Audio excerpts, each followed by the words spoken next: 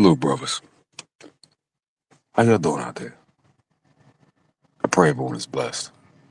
You well, you're healthy, you're strong, you have your wits and your sense about you. You're making moves toward the future. Your grind is on a purpose, you know what I'm saying? Want a meaning. I want to explore a subject with you, right? One I'm familiar with, because I deal with certain issues here and there pertaining to it. But the subject is called shell shock. Now, we have a much more pretty term these days, PTSD. Well, most of us come from the hood, got that. You know what I'm saying? Just growing up in the environment, you come up with that being a reality. But then you can get out here in this big wide world of travel and explore and find you a good bit more of that shell shock slash PTSD. My life as a contractor, traveling contractor, working for myself and also working on someone else's time and dime. I ran into all kinds of people, bro. All kinds of people. You know what I'm saying? Uh, just ended a conversation with a gentleman a few moments ago, and it was wild, Slim. Um,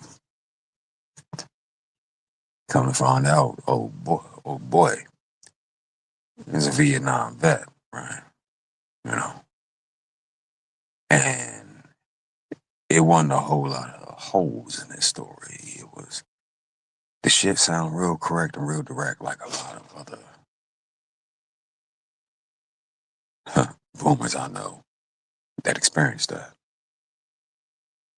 And he ain't shit but like 5'7". You know what I'm saying? Slight build, funny, you know, because he laid it all out. He went from, "Hey brother, how you doing? You okay? You want a beer?" to let me know who he is and where he came from and the shit he experienced and how he buried his best friend that was over there with his ass in the grass with him over in Nam. His best friend was the complete opposite of what you may think, because this is a maybe average or slightly less than average height, older white cat. But you can tell from his mannerisms, he'd been around, you know, some brothers, some soul brothers, some James Brown motherfucking we want the funk brothers. So he's got a little swagger to him, a little culture. You know what I'm saying? He walked smooth up to me. He was just like, "Hey man, how you doing? This, that, and the third. Woo woo woo."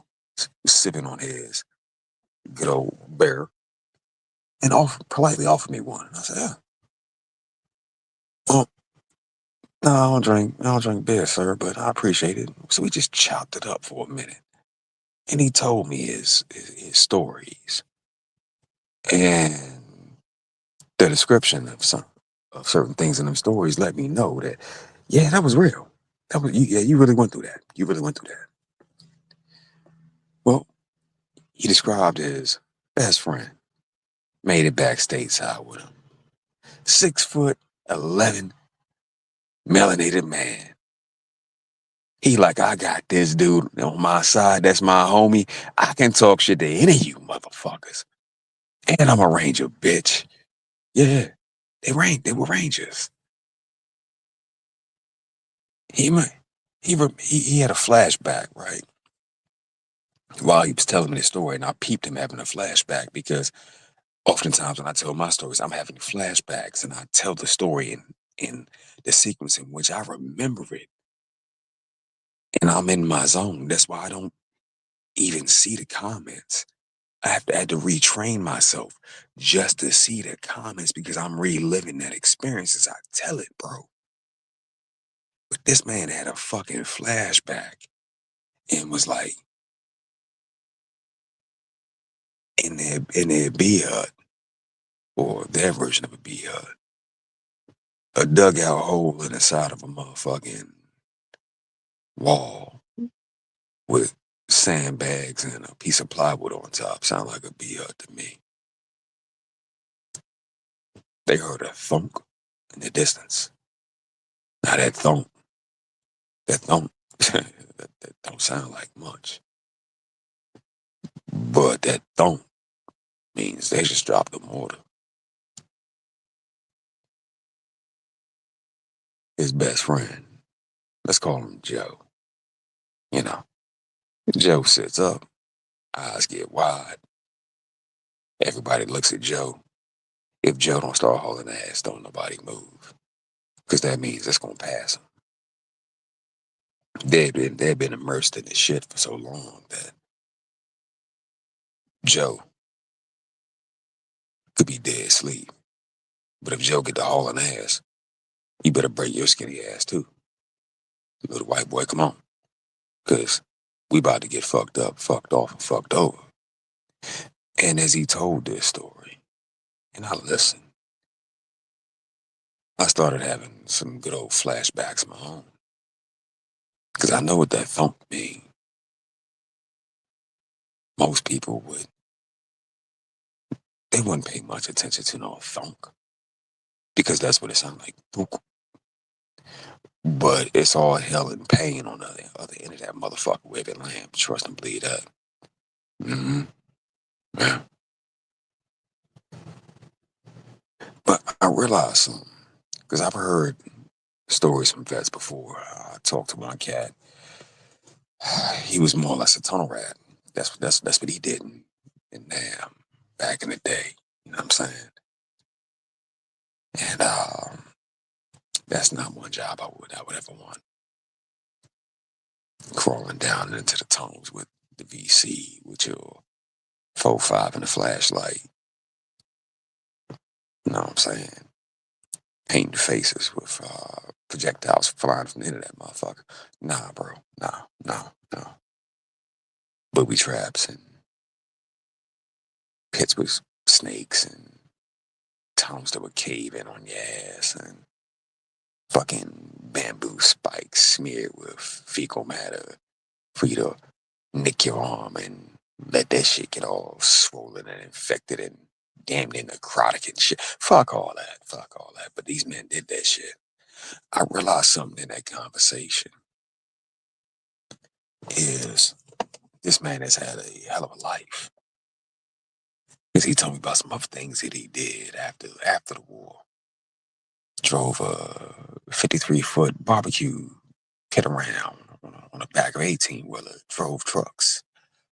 Been a millionaire multiple times, but fell for the pretty smiling, cool lines of a bitch. You know what I'm saying? He's lived a hell of a fucking life. But at the end of the day, he just wanted somebody to motherfucking acknowledge him and listen. And I said, okay, well, you got my ear. He had been shell shocked to the point where it wasn't no getting right. It ain't no coming back. That man is still living that everyday flashback of his past, Slim. And I understand. There are times if you saw me, or if there was a camera following me every motherfucking day, there are times I even see it when it's coming, dog. I just stop talking and I go deep in thought. I might be sitting there smoking my square, and I got the good 1,000 yard stare as I'm working things out, figuring things out. I'm there, but I'm not there. So I get it. Difference is we have a bunch of pretty terms now. PTSD. That word gets thrown around a lot. A whole lot. Well, I had PTSD from my childhood. Well, motherfucker, me too. Well, I had PTSD from this car accident. Well, I've been in a couple of them. You ever been blown up, though? Huh? What? Yeah, yeah. You ever been on Hilo and it got shot and it went down? No? Oh, okay. I venture to say my PTSD may run a little deeper than your car accident story. I'd venture to say that my good friends, I'm just telling you about Nam stories, his PTSD probably run a little bit deeper than me. See, there's this thing, well, this is the other term. It's called survivor's remorse. Yeah, because you lived and they didn't. Well, you start questioning whether or not you should be here. That's one thing I had to ask my goddamn self, right? Because I'm looking at God like, God, you allow me to live just to go through all this bullshit. I don't get the joke. My nigga, help me. I don't understand. But the pressure and my pain became remedy for others because I was able to guide them through the shit before they even got to it or while they were in the midst of it. Now, having a good IQ or high IQ is important, but also having some EQ is very important. Because I peep that old dog of war just wanted somebody to talk to about what he done, about what he seen, about what he accomplished. He said, I ain't got fuck all to show for it now, but I'm gonna drink this beer. You want one? I said, nah, I still got some shit to do. Oh, yeah, but respect and thank you for your service.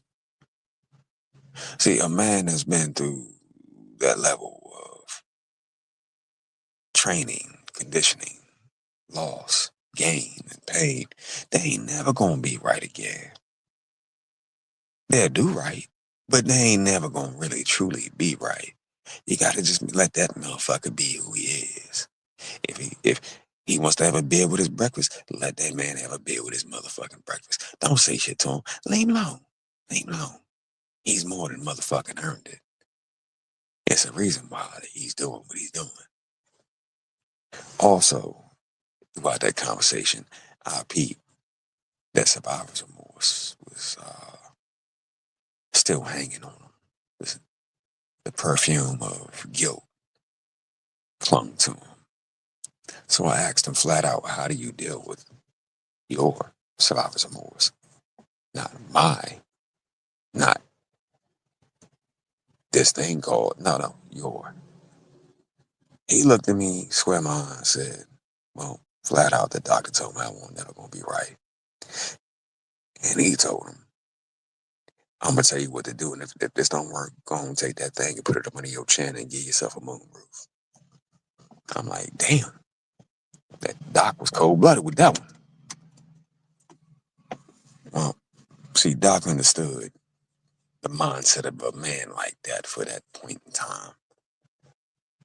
He told him his remedy would be watching uh, war movies. That way he could go through all the motions. He to this day he said he just feels better when he doesn't. Well, I know why. It's because you go through all the emotions. As you're watching it, you are flashing back to your own time. I mean, yeah, I remember when that bar went off and shit threw me, nigga, that concussion wave damn near killed my motherfucking ass. But I'm here though. Yeah, yeah, yeah. You're flashing. That's the way he that's what he recommended. The way that man could connect to his long lost, cold, semi dead emotions that still affected him, and he could release. And okay, cool, over it. But he was so well trained, but also so fucking shell shocked. He ain't never gonna be right, dog. Never. Mm-mm.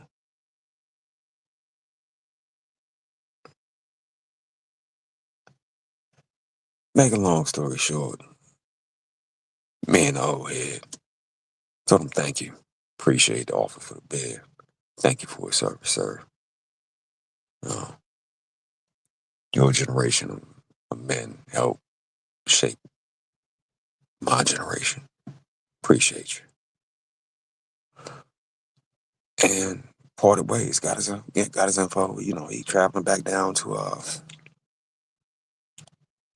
back back to the great state of Texas, whatever. I'm like, all right, cool.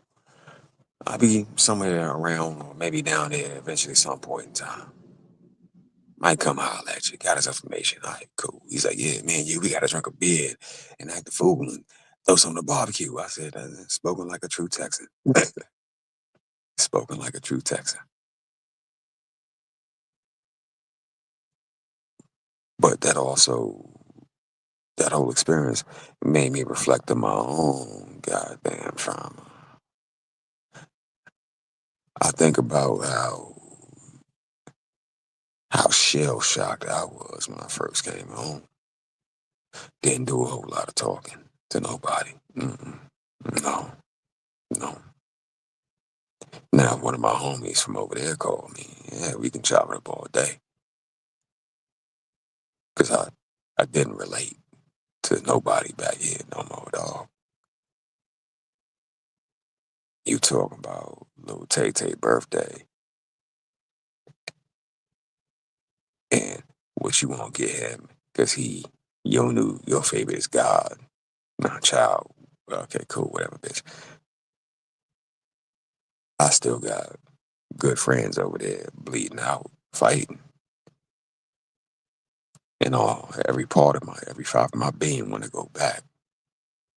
And I was conflicted about that part. If I got a line or an email or some news or whatever, yeah, so and so just, they gone. Nah, I'm over here helpless. I should be in a state of relaxation and peace, but my mind was still there.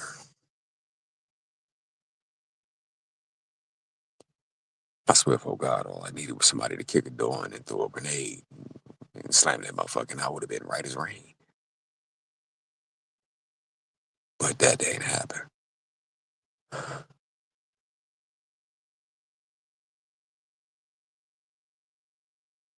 I dealt with my own bit of survivor's remorse. You lose people, you know. You like, damn.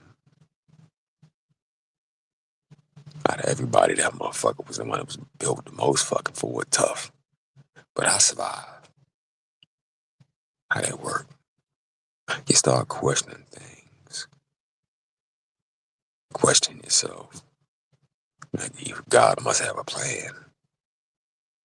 I don't know what the fuck it is right now. I can't tell. But it must be one. Because that nigga gone. But I'm still here.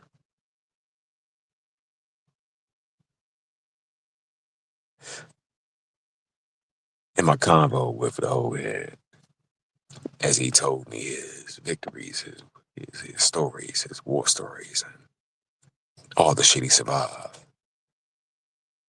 he started getting a little sad, right? Because he realized, like, as he told his stories, all the shit he's done. Now he's just driving a truck for his son-in-law. That way his daughter can have a nice house and a comfortable life. And his son-in-law is a bit of a bitch, a bit of a pussy. So this once mighty man, this veteran of one of the worst wars we have on record, fought, survived it, came out with 3 scars type shit. Whose bestest friend in the world was the jolly black motherfucking giant around this motherfucker. Became a motherfucking ranger with his best friend, torching shit, getting it in. It's reduced to taking orders from a bitch nigga. It's weird how life work, man. As he got to that part of the story, the light in his eyes dimmed out a little bit. His chest wasn't swole up no more.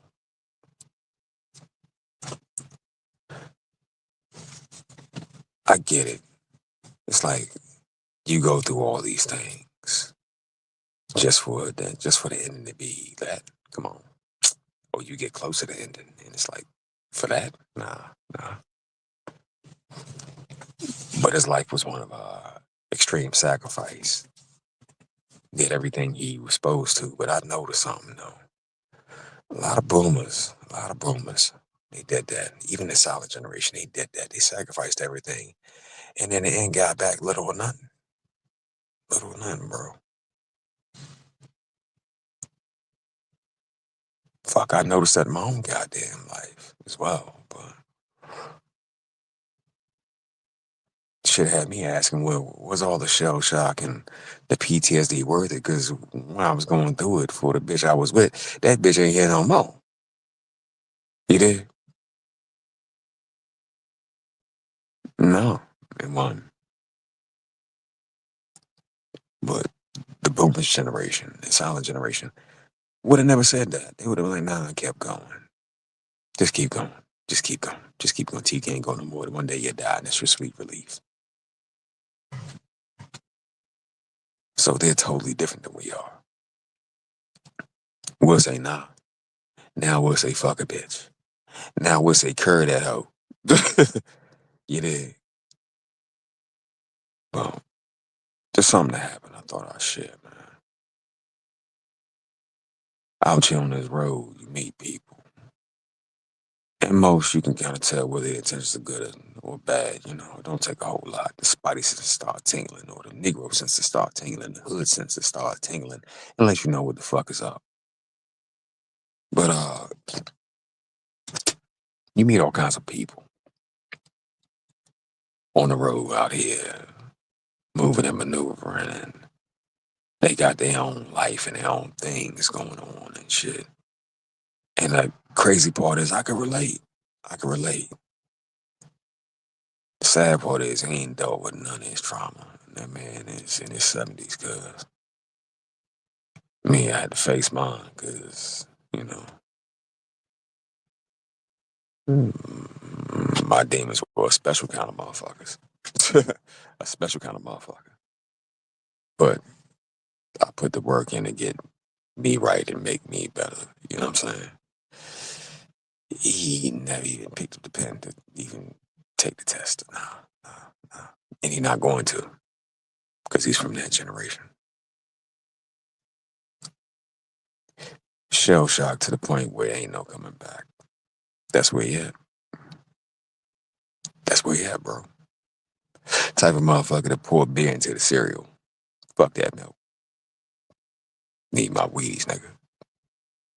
It is what it is. You like it, I love it. Outside of that, I'm gonna be up for a good goddamn minute because I got some more shit to do. You brothers be easy. Y'all be smooth, man. Be at peace. And despite what the situation is, you know, it can be fixed over time. Remedy may not be immediate, but it does come. It does come. It's something I have to remind myself of, you know. But we can only do what we can do with the time we have to do it, you know. If it don't get done, oh well, fuck them. It is what it is. But I got to do my due diligence and comments.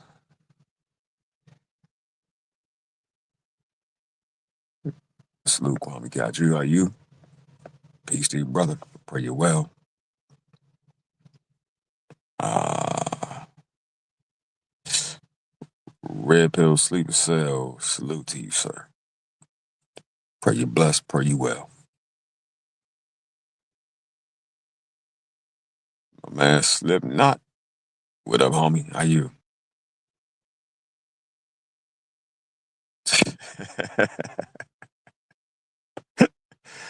Yeah, yeah, yeah, yeah. Salute to Mr. O in the building.